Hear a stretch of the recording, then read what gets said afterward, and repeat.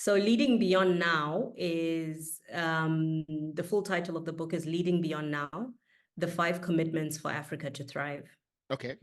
And the philosophy of leading beyond now is the type of leadership that is fundamentally driven by and based on generationally sound decision-making. Leading for the future, leading to set up your successor for success, and not just for oneself. So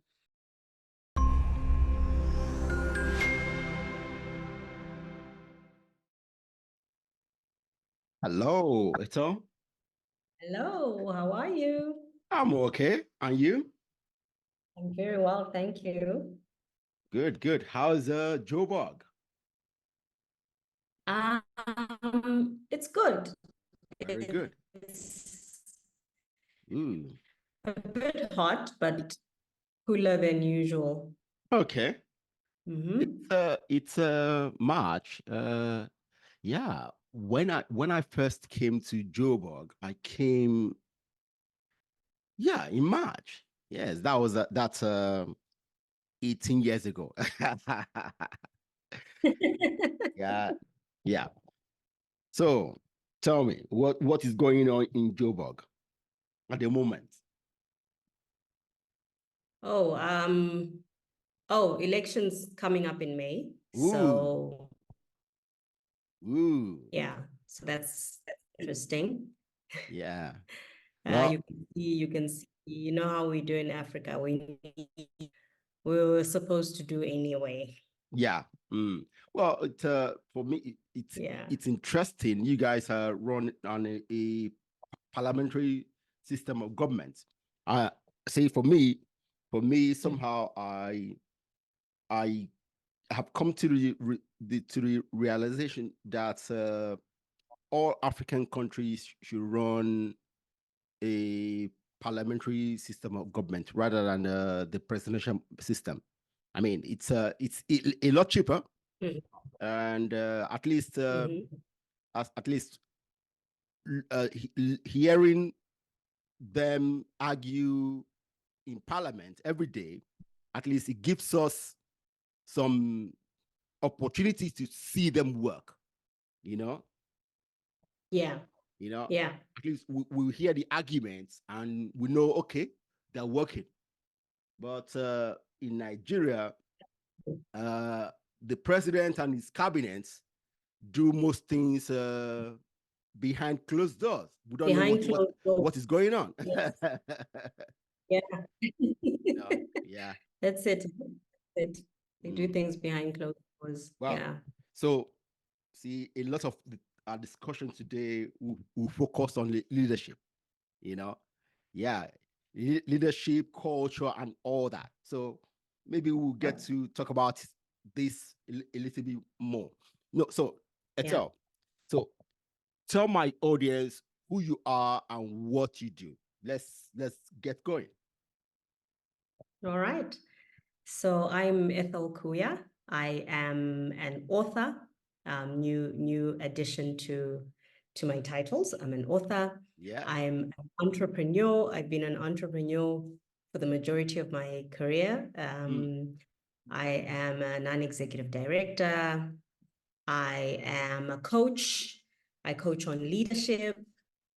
I coach on culture and various other things.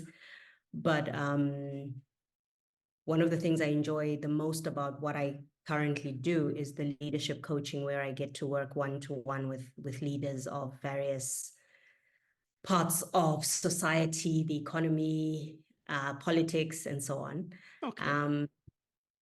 What did I leave out? I'm certain I've left out some stuff, but I think for the purpose of this conversation, those are my roles in terms of what occupy my. Yeah, good.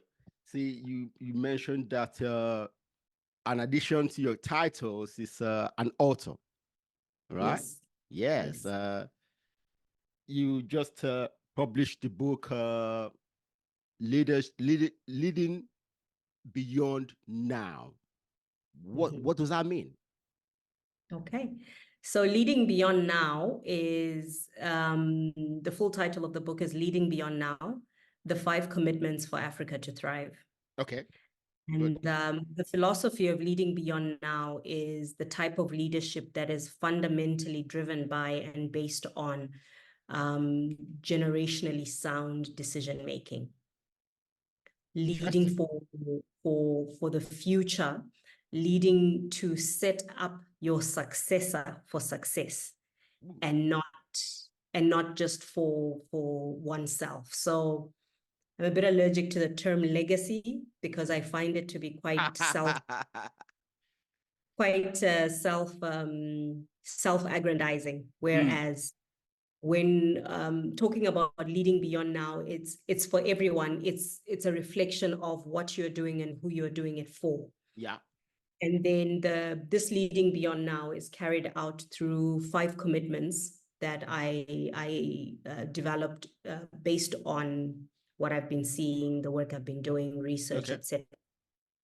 And the entire essence of the book is to shift the conversation of capable leadership from, people often talk about, leadership skills, leadership characteristics, leadership development, leadership training, leadership, they even use the word qualifications for leadership. Okay. I think the most important thing I've actually come to realize and encounter is that the most effective leaders are those who are being driven by a commitment. Okay. What kind of commitment? So the book talks about commitments, 5 commitments, right? Okay. So the difference between a skill and a commitment is that a skill is something you acquire from outside of you. Okay. It's something that you polish and develop over time, whereas, and a skill may require you to be qualified. You may have to go and get training to get that skill. Okay. And I was saying the commitment, the difference between a commitment and a skill is that a commitment comes from inside you, it comes from within you. So the difference between the commitment, obviously, and a skill is that a commitment is something that comes from within, right? One doesn't need to be qualified in anything to make a commitment to something or someone. Okay. And fundamentally, that's what's lacking in a lot of leaders, is that deep commitment. And the question is, what do they need to be committed to in order to lead in a way that can take us beyond now? And the reason leading beyond now is so important is that we're at a generational crossroad as the African continent, in that we, the generations that are currently in decision making, and it's a mixture, have the power to forever change and shift the dynamics for the generations that are coming up. Okay. So now more than ever, the type of leadership that's required is that which beyond, now, looks beyond self, looks beyond personal achievement and accomplishments. Okay. And so in the book, I cover 5 commitments that demonstrate what leading beyond now is. No, we haven't talked about what those commitments are. I mean, I would like to hear them. Yes. All right. So the 5 commitments. The first commitment is to be a worthy custodian. Okay. Now, a worthy custodian of anything is someone who can be trusted with whatever they've been given to look after. Yes. I like to use the example of, when we leave our children with any caregiver, or even at school, we drop them off and we don't spend the day phoning the headmaster or the teacher. I mean, nobody would tolerate it. You leave your pet with someone, if, in deciding who to leave the precious things that we have, when we decide where to leave them, usually the primary deciding factor is, are they worthy? Can I trust them? Yes. Can I trust that they won't hurt this or break this? So the first commitment that any leader needs to make is to be a worthy custodian. Think of a leader of an organization. And when I coach CEOs, I often ask them, well, can we trust you with people's hopes and dreams? that's what it means to be a leader of an organization. You know, people are coming with their careers from different backgrounds, and they're hoping that they will be enriched in your time. Yeah. If we're looking at national leaders, the question is, can you be trusted with an entire nation? Yeah. Can we trust that you're not going to open fire on people? Can we trust that people are not going to go hungry on your watch? Can we trust that you're not going to deepen prejudices that exist, but instead wipe them off? So the first commitment is being a worthy custodian. Okay. And that is a commitment, because by the very nature of a commitment, it doesn't mean you have instant success at a commitment. Anyone who's ever committed to anything, even going to the gym, knows that you commit, Oh, yeah. and then you recommit, and then you recommit again. And the instant you commit is when all the test comes, right? Yeah. All the tests come the moment you commit. When you haven't made a commitment, you've got no tests. So making a commitment is only half the job. The rest of it is recommitting and staying focused on honoring that commitment. Even when we fail on the commitment, it's about coming back to it. Yeah.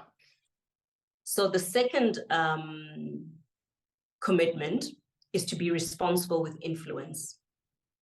Okay. So anyone who has an audience has influence. You have influence. Yeah. Because you have an audience that's going to listen to that. I have influence because I have people who are going to read my book, or people who listen to me, people who I coach. Leaders everywhere have got influence. Parents have influence over their children. So if you have an audience, you have influence. Okay. Now, being committed to being responsible with influence means not weaponizing the influence that you have to serve or further ingrain biases, either yours or others. It also means that making sure that how you use your influence is for the benefit and for the good of others. Okay. So, you know, there are many people who boast that, you know, I can get many doors open and I've got this network and I've got that. Well, so what? If it's not benefiting anyone and it's not opening doors for anyone, if it's not improving people's lives, are you being responsible with your influence? Okay. So that's the second commitment. The third commitment is to be curious. Okay. So innovation is actually a result of curiosity. Of curiosity. Yes. So, you know, leaders everywhere need to be curious, and that means being open to getting rid of fixed and defined positions of how we see things. Okay. It means being interested enough to find out, why do certain tribes not get along, and build a bridge between them. Okay. This is interesting. It means being curious enough to find out why you have failed in the past. So curiosity basically means being open to a different version of possibilities than the one you have become accustomed to. Okay. And that in itself then starts the ball rolling on innovating, you know, how people talk to each other, simple things. So when people hear innovation, they're expecting big things, go to space type of things. Yeah. But, you know, you can innovate how communities interact. Okay. You can innovate how to, you know, how you approach problems that have lasted centuries. But it all starts from curiosity. Okay. Mm-hmm. So those are the first three commitments. So the third commitment is, the fourth commitment is to curate wise counsel. Now, to curate, I love language. I love languages. Okay. I speak about 8, but that's another podcast for another day. But every language that I interact with, I find so much joy in the words and the weight that they carry and what they deliver. So in my book, I've been very deliberate with the language I've used and the words that I've used. I've picked them intentionally to convey certain things. So to curate wise counsel is to be very discerning about how you assemble your circle of people from whom you draw knowledge and information and wisdom. Now, leaders need to curate wise counsel so that they don't build an echo chamber of their own voice. Very good. The further up leaders go, and if they're insecure, they're just going to surround themselves with replicas of themselves, with people who either believe the same things or people who don't have enough conviction to have their own beliefs, and therefore will just accept everything that they are told. So curating wise counsel is a very important commitment, because it means that you are open to being challenged and you're open to being wrong. Yep. It also means that you must go outside of your normal circle. So I like to say, if you're quote unquote wise counsel, if I were to say to you, who's your board of advisors personally? Obviously, you may not have a formally set up personal board. Yeah, but I have there people are I talk to. you go to. Yeah. You have people you talk to. Yeah. And most people find that they are talking to the same person in different skin, profession, gender, and all that, because they're just drawing from the same well, and it's repetitive. But what's really critical for leaders, especially leaders who have custody of very important mandates, is they have to open up the space of drawing wisdom and deliberately include people they do not agree with. Wow. So I wouldn't lie to you. I'm so happy hearing you talk. See, I'm telling you, I'm so happy to hear these things you just said, because these are things that are lacking in our leadership group, either in government or in even African podcast circles. True. Okay, because I will tell you, there are certain guests I wanted to bring on board, and like I talked to you before, okay, I call them, we exchange, we talk. I mean, after we did the initial conversation, and like I told you, I will push back, right? Because I told them I'll push back, they didn't appear. Because they just want to, most of the conversations they've had on the internet, which I've seen, they were not pushback. Yeah, it's just a confirmation. They just agreed with themselves. Yes. And see, this is exactly the problem we have. No one pushes back with anybody. We only talk to people who agrees with us. Exactly. And with that, we are not going anywhere. We delude ourselves into thinking that we are right. See, and we make decisions that are malnourished. Good. Because as I talk to you today, I don't really know your ideology. Okay, I don't know them. See, but I'm curious to know, because I want us to talk about them and push ourselves, because that's the only way.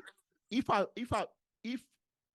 get something wrong, you pushing me pushing you, will make us go back and say, maybe I got that wrong, or maybe I go back and I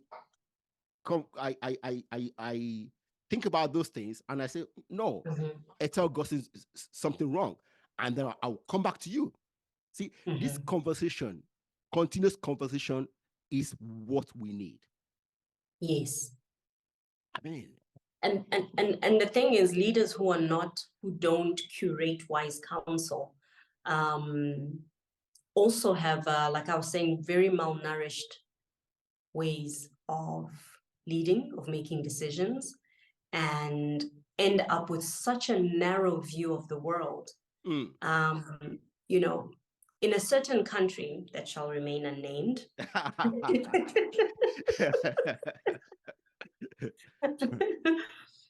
the road that the president travels on is pristinely maintained. Yes. No potholes. Yes. Nothing broken. It's perfect. Yeah. And because the president will never say, oh, just, take a short left here, just turn here.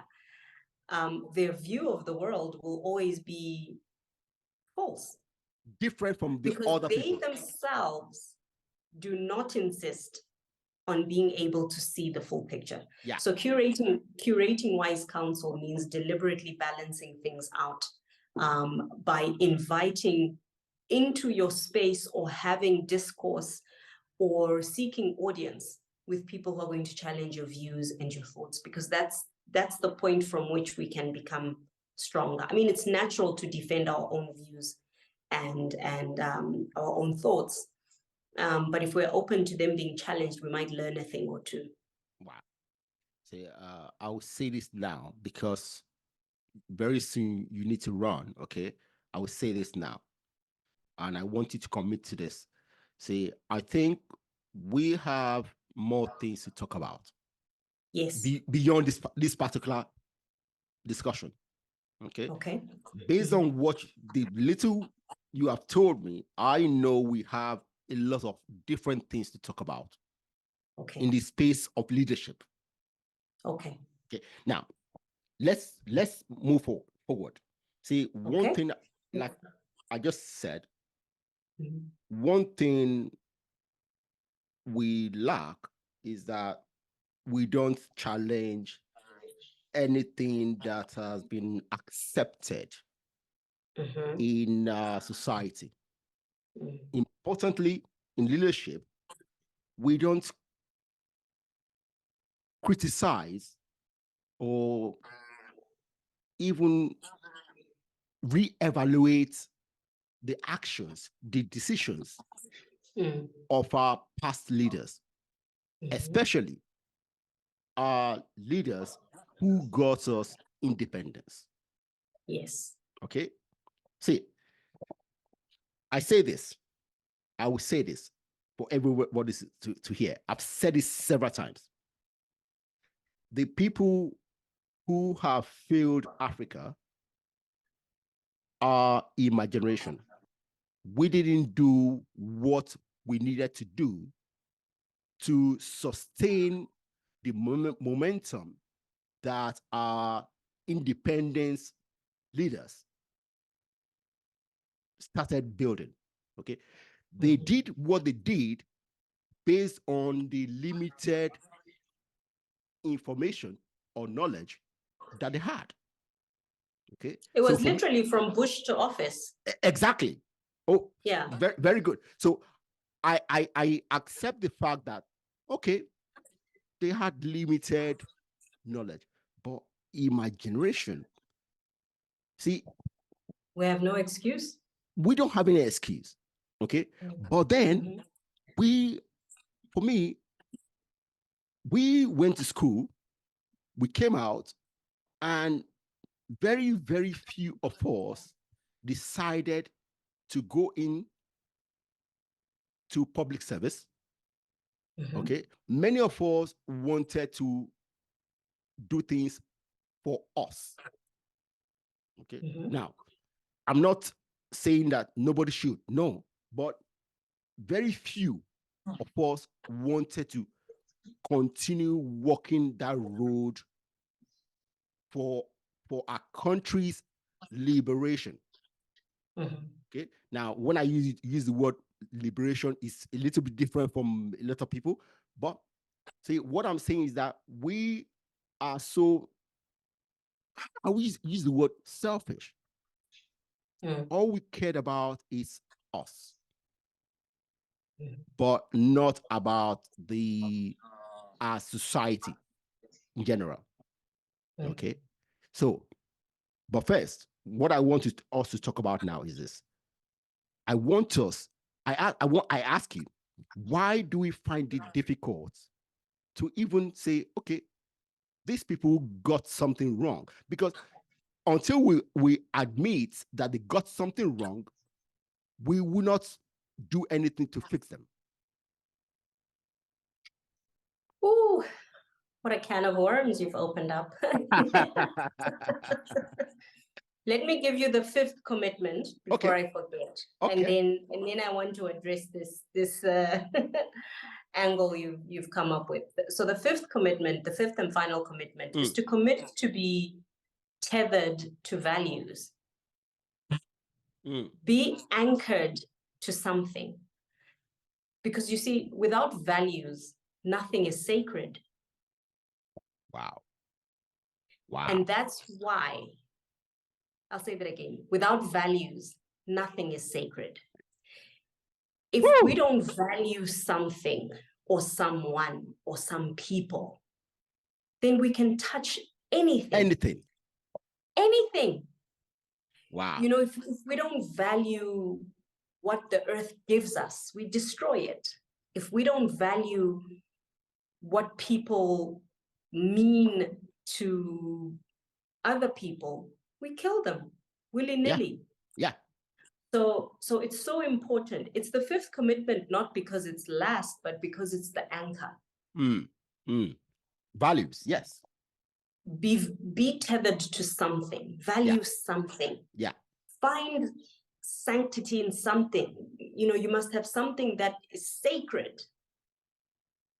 And if you have something that is sacred, that commitment to not desecrating it is the checks and balances that exist, that come by themselves. So these commitments really, they work even, you know, in personal life. In fact, I'll tell you how I came up with the 5 commitments if you're interested. So I started writing the book, and I was very clear from the beginning that the title of the book was Leading Beyond Now. And I was working through it, putting, you know, doing my research, doing whatever, working on the book. And at the same time, so as I was working on that, I'm consistently wanting to develop myself and to get better and voraciously consume any knowledge or information I deem worthy of consumption. So whilst I was doing that, I came across this idea that you can develop a parenting manifesto. And I thought, I want to do that, because of course I want to do everything that's cool. I was like, I can do that. I can come up with a manifesto for what a kind of a parent I want to be. So I started working on that, and you know, started writing it. And the plan was it was just going to be 1 page. And the first line, you know, I wrote, I commit to, and I wrote a version of these 5 commitments. Obviously, used different language. Yeah. And then I had my manifesto up in front of me. What's in front of me? Well, this is my home office, my desk. What's in front of me all the time is I have an actual notice board where I stick on my actual stickers and things that I want to remind myself of. So I put it up there, and then I'm, you know, working on the book and so on. And then one day, when I sort of hit a block, I looked at the parenting manifesto. I looked at the book. I'm like, no way. So then I refined those 5 commitments and came up with how they are phrased now. Yeah. But what it confirmed to me is that whether you lead in the house, or you lead in the market, or you lead in parliament, or in the president, or in the C-suite, or in the community, or in politics, these 5 commitments anchor, and they should act as the GPS for how we control ourselves. Interesting. As leaders. And like I said, they're not skills or characteristics. There's no score sheet. They don't have a point system where you say, I've attained the 5 commitments. No, as with any commitment, parenting, marriage, partnership, it's ongoing. business, it's ongoing. Yeah. You have to recommit, and you know, if you're human, you've wanted to throw in that towel, and you keep going, right? Because it's a commitment that's central to you. It doesn't mean you can never break a commitment. No. Because sometimes a commitment can be unhealthy and you can decide, I want to break it. But the idea of a commitment is just having something that you keep circling back to. Yeah. So those are the 5 commitments that I believe, if at a minimum, leaders in Africa were committed to that, And something I talk about in the book is that it's better, we are served better by a leader who fails in pursuit of greatness than a leader who fails in pursuit of mediocrity. I agree. Absolutely. Absolutely. So even if they ultimately do not score 100% on any commitment, and nobody does. As long as they're pursuing it, we stand better. Wow. Now to your issue about let's see, before we go back there, why do you think our leaders don't attempt? See, I'm using the word attempt because to me, many of my country's leaders have not even attempted any of these commitments, such commitments. Why? Okay.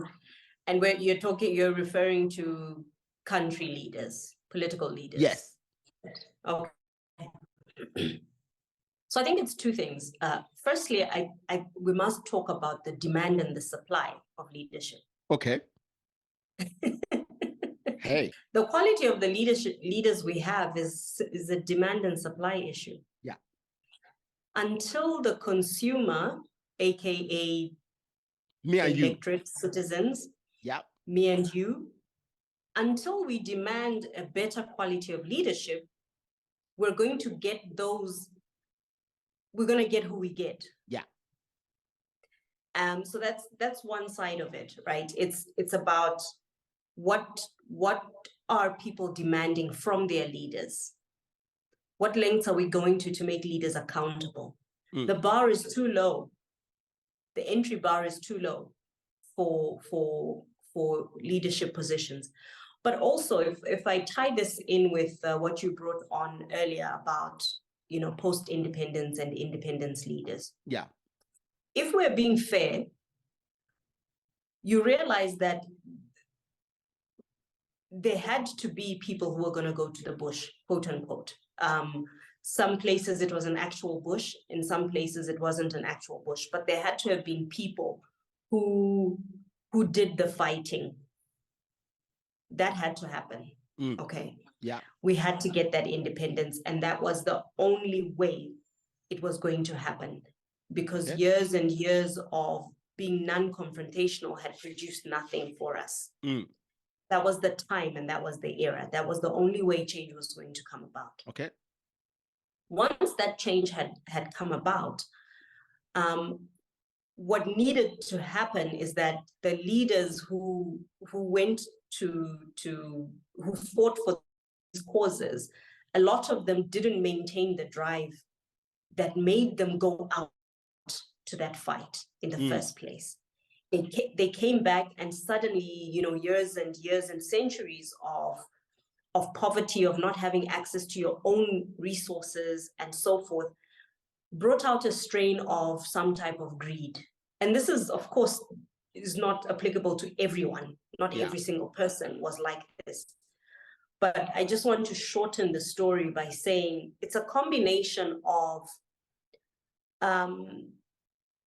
compensatory, a desire to be compensated.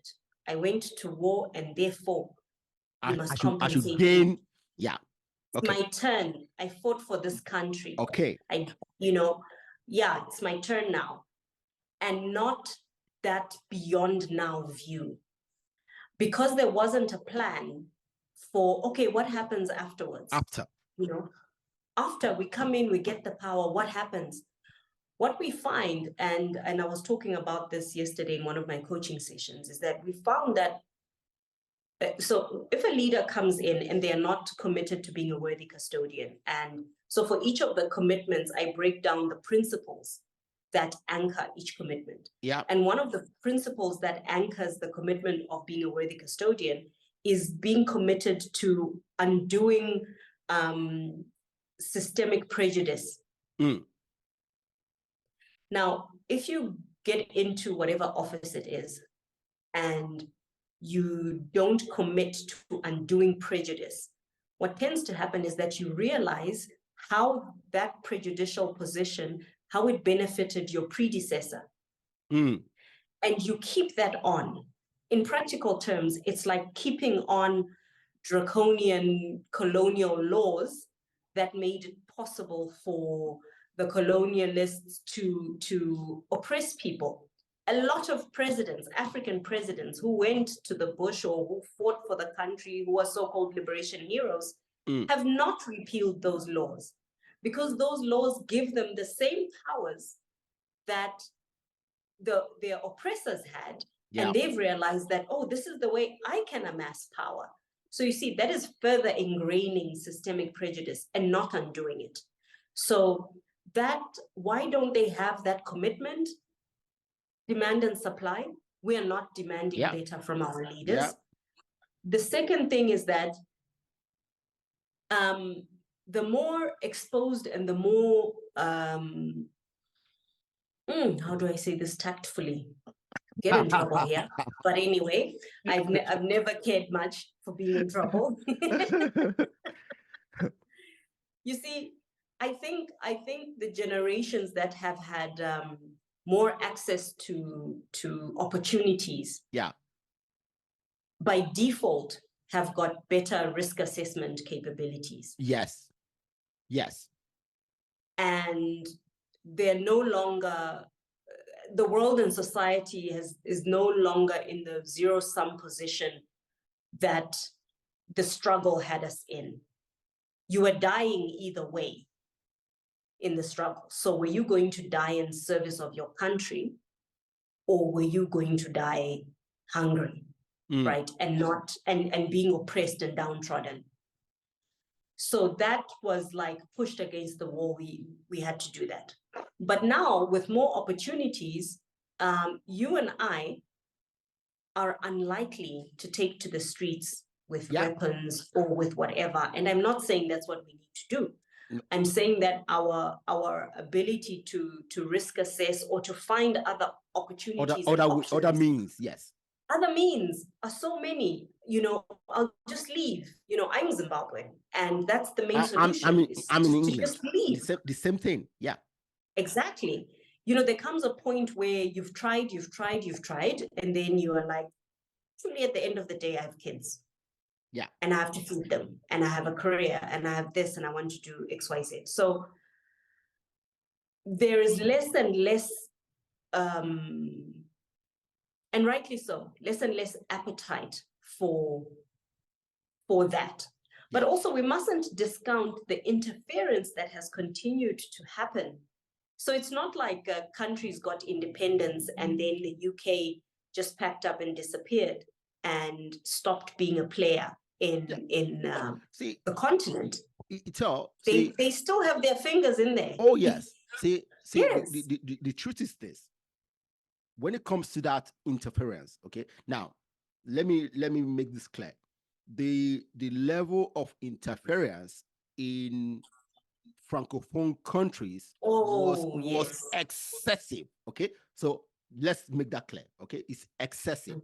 But your country, my country, were colonized by the British. Okay, so we didn't have that much interference like the Francophone countries. Okay, now, but then yet we also are still lacking behind. Okay, we could have done much better. Now, if those countries who were colonized by the British has done a lot better.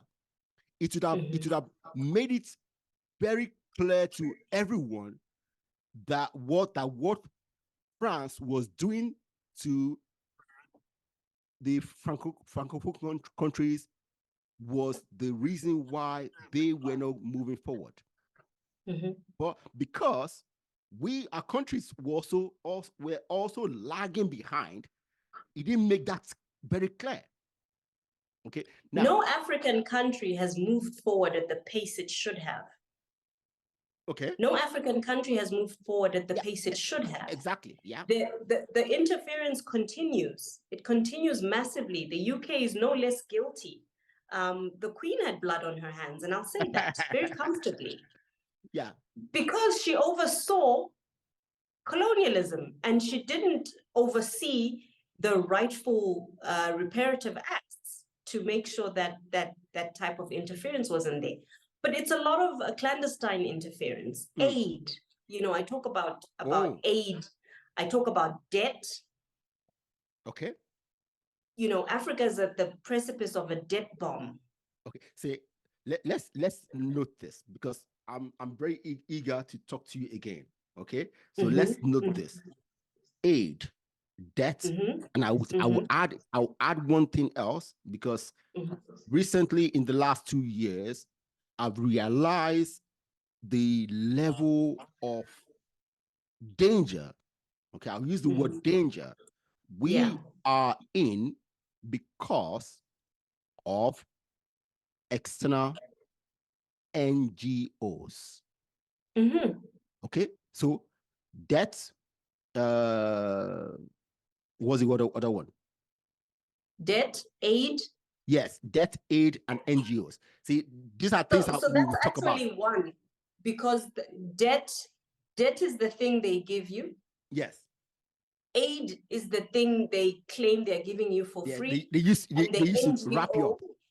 Yes, the NGO is the vehicle for delivering these two things. Exactly.